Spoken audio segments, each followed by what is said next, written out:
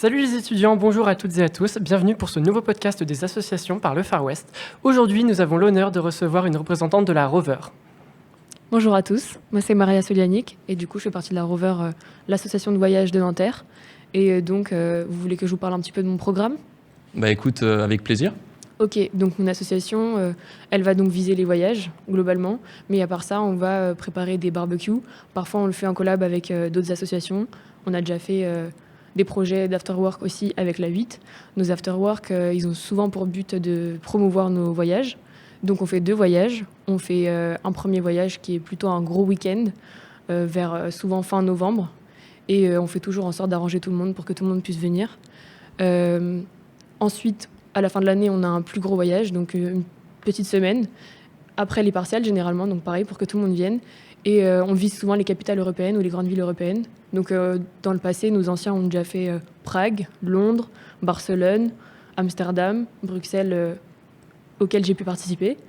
Et donc là, on est content de enfin pouvoir reprendre et partir à Amsterdam fin novembre, du coup. Ah bah oui, bah tu m'étonnes. Et en fait, oui, du coup, tu parles de voyage. Comment ça se passe Est-ce que c'est ouvert un peu à tous les étudiants qui aimeraient participer au niveau de l'organisation? Je sais pas si, par exemple, l'étudiant type qui n'est pas forcément dans l'association La Rover, est-ce que pour lui, ce serait possible de participer À nos au voyages. voyage?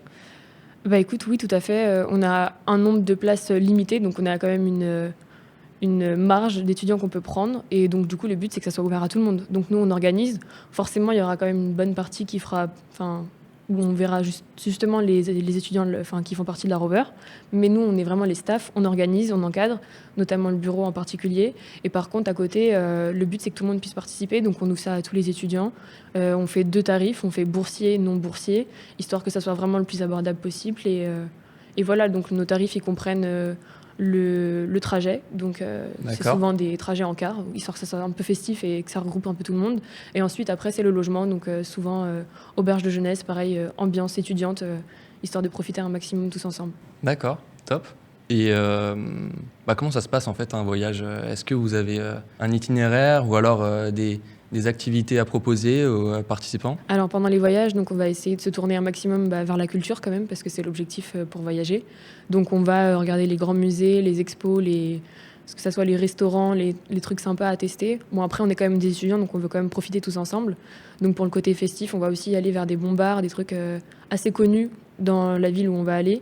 Donc des bons plans étudiants. Et on va quand même aussi aller en boîte de nuit, si on peut se faire plaisir tous ensemble et profiter jusqu'au bout de la nuit, quoi. Donc voilà, donc on fait un peu de tout et on goûte, on teste, on visite et on profite tous ensemble.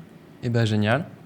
Donc, du coup, aussi, ce que vous proposez, finalement, ça reste assez abordable pour des étudiants aussi. Ça fait partie, entre guillemets, du cahier des charges, finalement, des voyages, non ? Alors du coup, comme je l'ai dit, donc on a un budget qu'on propose, un tarif pardon aux boursiers et d'autres aux non boursiers. Le truc c'est que comme je l'ai dit, les places elles sont limitées, donc voilà, faut se dépêcher pour prendre sa place. Et après oui, on essaie de faire en sorte que ça soit au plus accessible. Après les dépenses personnelles restent à la charge de la personne en question parce que forcément on ne consommera pas tous de la même façon ni les mêmes choses et on va pas dépenser au niveau des souvenirs ou quoi que ce soit de la même manière. Donc ça reste à la charge de la personne qui vient. Ok. D'accord. Et du coup, pour les auditeurs, où est-ce qu'on pourrait vous retrouver sur Instagram Alors sur Instagram, il faut suivre la Rover Paris-Nanterre. Et donc toutes les informations circulent en story généralement, mais on fait beaucoup de posts, on est assez actifs. On a une très bonne com qui s'occupe de promouvoir tous nos événements, notamment les after-work. Et donc si vous voulez nous suivre, n'hésitez pas. Et comme ça, vous pourrez participer au maximum de nos événements. D'accord. Bon Maria, merci beaucoup. Et quant à nous, on se retrouve une prochaine fois pour un nouveau podcast avec une nouvelle association. Bye bye les étudiants!